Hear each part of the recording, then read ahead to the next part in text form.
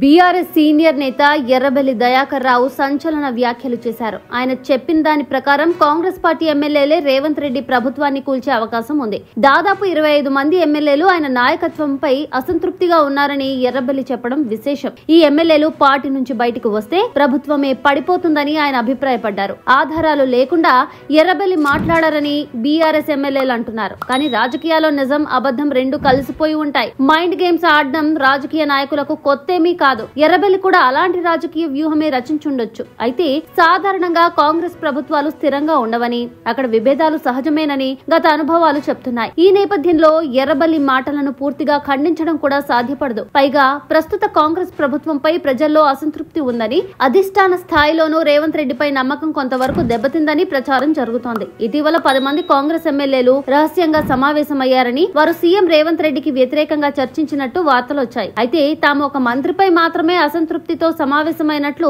వారు వివరణ ఇచ్చారు. గతంలో బీఆర్ఎస్ నుంచి కాంగ్రెస్ లో చేరిన కొందరు ఎమ్మెల్యేలు అప్పుడప్పుడు రేవంత్ ప్రభుత్వంపై విమర్శలు చేయడం గమనార్హం. కాంగ్రెస్ పార్టీకి చెందిన 25 మంది ఎమ్మెల్యేలు రేవంత్ రెడ్డిపై అసంతృప్తిగా ఉన్నారంటే అది చిన్న విషయం కాదు. ఈ సమాచారం నిజమా లేక బీఆర్ఎస్ నాయకులు సృష్టించిన ఓ వ్యూహమా అనేది త్వరలోనే తేలనుంది. ఏదేమైనా రేవంత్ రెడ్డి ప్రభుత్వం భవిష్యత్తు ఏమిటనే చర్చ తెలంగాణ రాజకీయ వర్గాల్లో హాట్ టాపిక్ గా మారింది.